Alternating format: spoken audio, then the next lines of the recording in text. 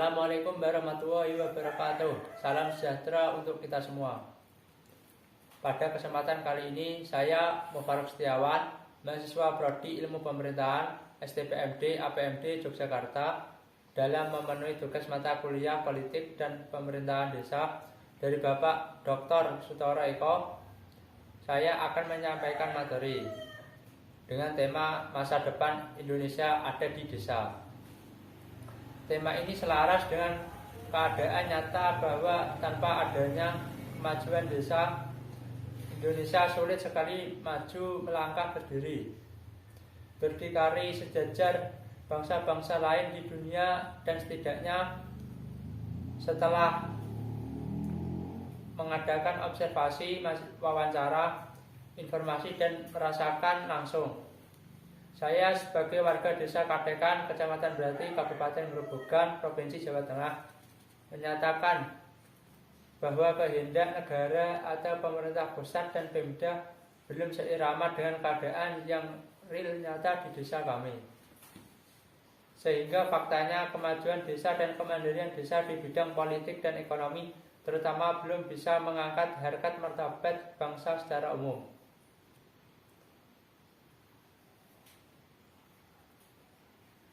Mengapa ini bisa terjadi? Ada baiknya kita kaji dalam diskusi kali ini dari pengertian dan sejarah desa itu sendiri. Pengertian desa.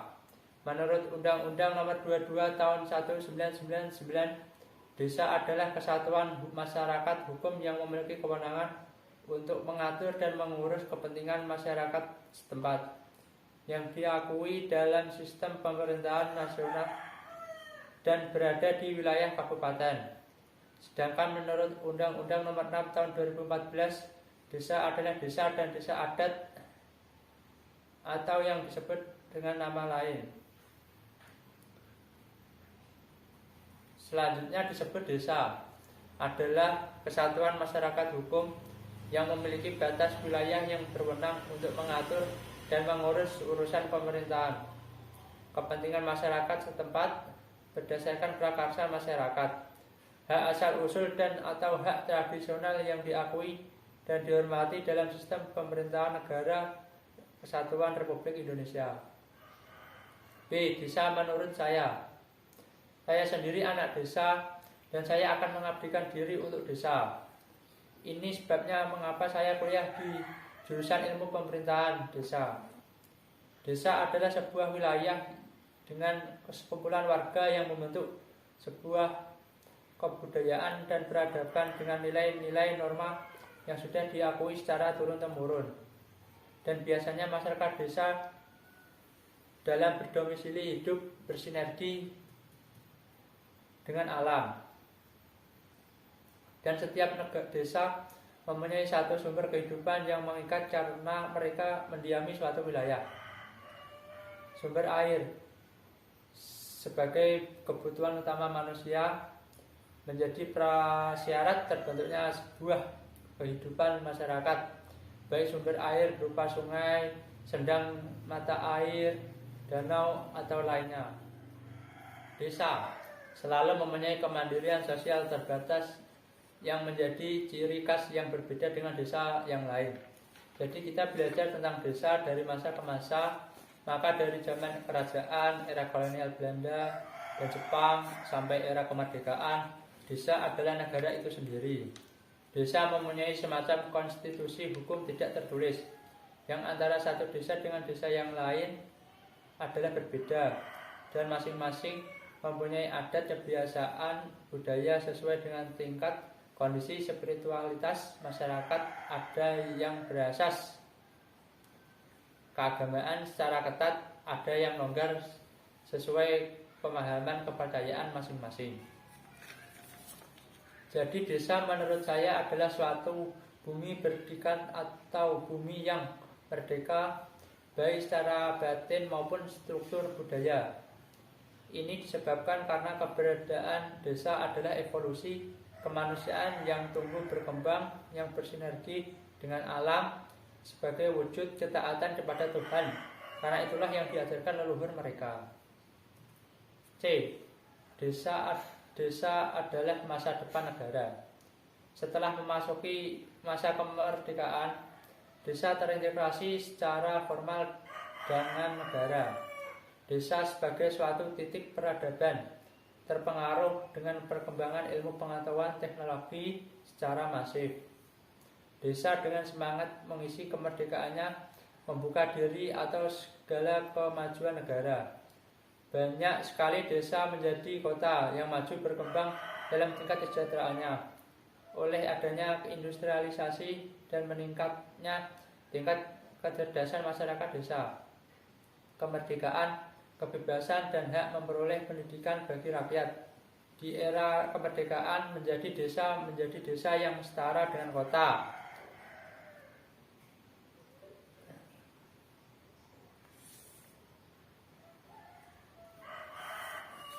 Semua akses kehidupan berjalan cepat dan positif, baik dari mulusnya jalan-jalan raya, gedung-gedung, sekolah yang sudah merata, listrik masuk desa, dan lain-lain.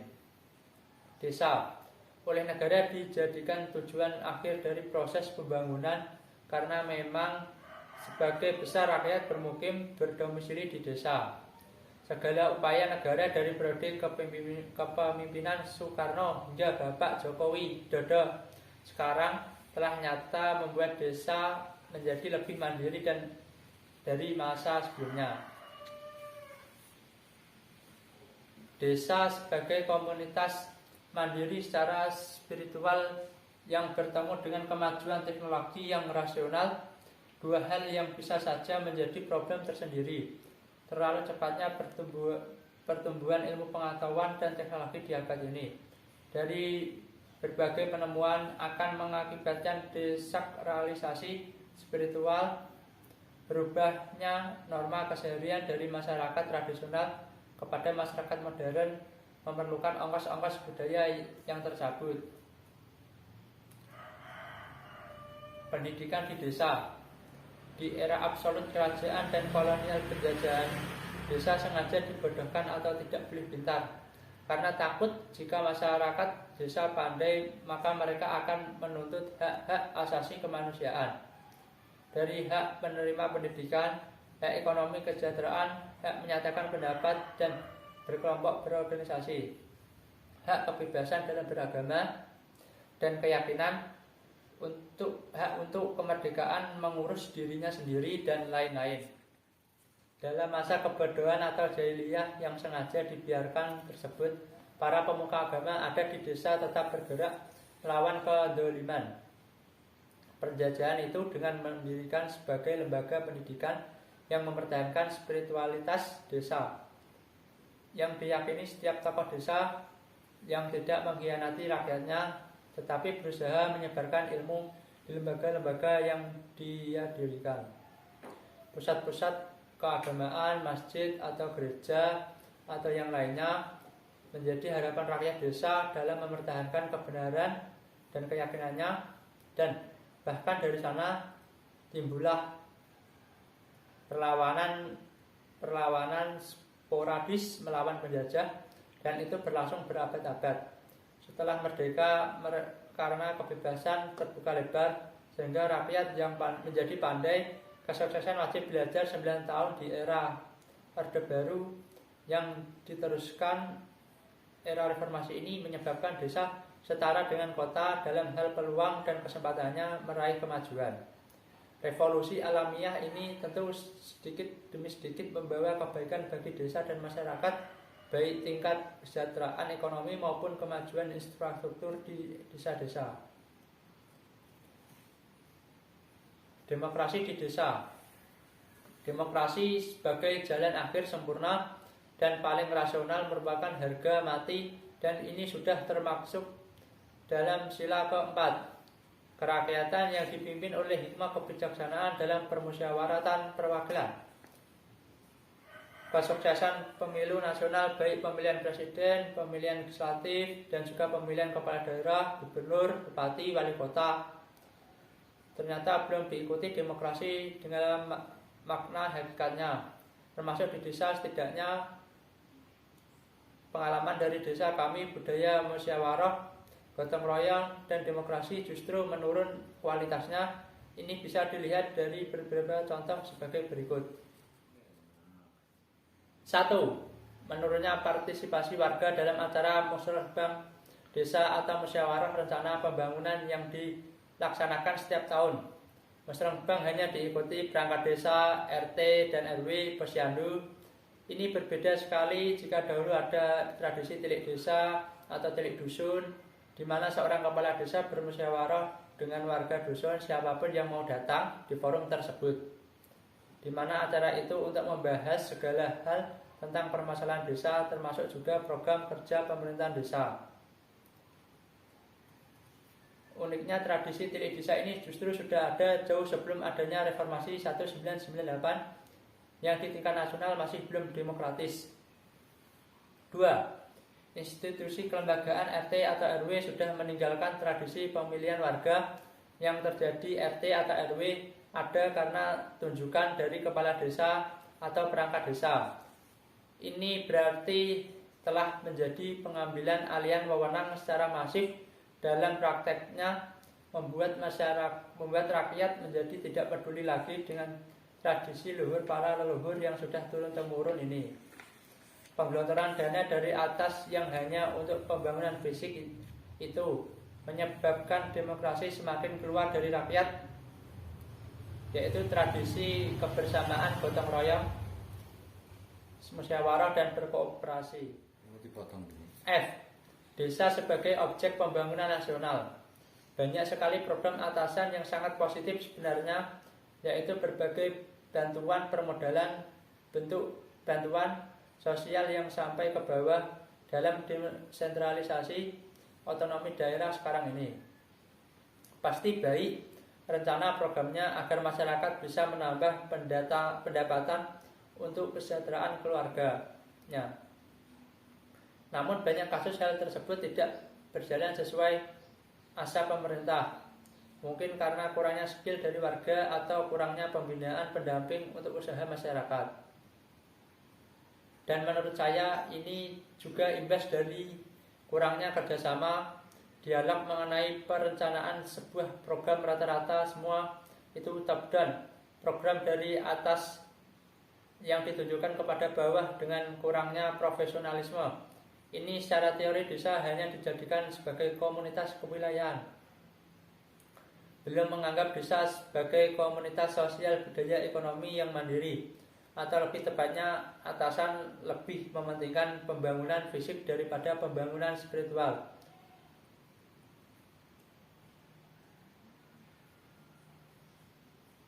Bukankah dalam lagu kebangsaan kita disuruh untuk membangun jiwanya terlebih dahulu daripada membangun badannya? Objektisasi desa ini sebenarnya juga disebabkan oleh belum mengakarnya partai politik di desa-desa. Partai politik hanya bermain pada tataran setingkat kabupaten, provinsi, dan pusat. G. Salahkah berurbanisasi dan bekerja di luar negeri? Bumi semakin mengglobal, dunia semakin dekat dan menyempit. Anak-anak muda desa yang semakin baik pendidikannya dan bisa mengakses dunia dalam genggaman internet di tangan. Pelan tapi pasti telah merubah cara berpikir mereka. Untuk memakmurkan dan mensejahterakan keluarganya, mereka beramai-ramai organisasi ke kota atau imigrasi ke luar negeri. Di saat selesai musim tanam, para petani pun ikut berusaha menambah penghasilan keluarga dengan pergi ke kota. Ada yang jadi kuli proyek bangunan, tukang batu, tukang kayu, dan juga ada yang keluar pulau untuk bekerja di banyak sektor seperti pertambangan, perkebunan, dan lain-lain. Di desa banyak sekali lembaga yang secara teori diperuntukkan untuk pemberdayaan masyarakat seperti LPMD atau lembaga pemberdayaan masyarakat desa, tapi semua pada akhirnya hanyalah papan nama dengan hasil yang tidak nyata. BPD atau Badan Perwakilan Desa yang juga orang tunjukkan dari atas juga cuma menjadi cap stempel penguasa dalam menjalankan anggaran desa. Memang ada desa yang mandiri, tetapi itu sangat sedikit, dan ia juga hanya karena faktor industrialisasi yang dilakukan atasan, sedangkan ada lebih dari 70 ribuan desa di seluruh Indonesia. Desa adalah masa depan. Dulu ada seorang bapak begawan ekonomi yang juga adalah wakil presiden pertama sekaligus salah satu proklamator kemerdekaan Indonesia, yaitu Bung Hatta. Konsep terkenalnya adalah koperasi. Konsep koperasi ini diakui semua kalangan sebagai sosok guru perekonomian bangsa yang paling sesuai dengan kultur budaya Indonesia, sekaligus sebagai counter atau lawan dari sistem kapitalisme dan konsep ekonomi komunisme yang ateis. Cita-cita bangsa agar bisa turut aktif dalam perdamaian dunia harus dilandasi landasan kemajuan ekonomi yang kokoh dan kuat, dan sebagian besar wilayah Indonesia adalah pedesaan dan sebagian besar warganya berprofesi sebagai petani, sehingga kemajuan Indonesia nantinya harus dimulai dari desa. Jadi semacam dari desa oleh desa untuk Indonesia. Itu yang seharusnya menjadi cita-cita. Dan faktanya sampai sekarang situasi ini belum menampakkan progres seperti yang diharapkan. Oleh karena itu, sebagai mahasiswa dan juga pemerhati pedesaan, kita harus bersemangat tanpa kenal lelah untuk mempelajari dan selalu kritis terhadap apapun yang berhubungan dengan upaya pemajuan desa sebagai wujud upaya pemajuan bangsa Indonesia tercinta ini. Solusi pemikiran. 1. Internalisasi demokrasi. Pembudayaan demokrasi sampai kepada penjiwaan sikap mental.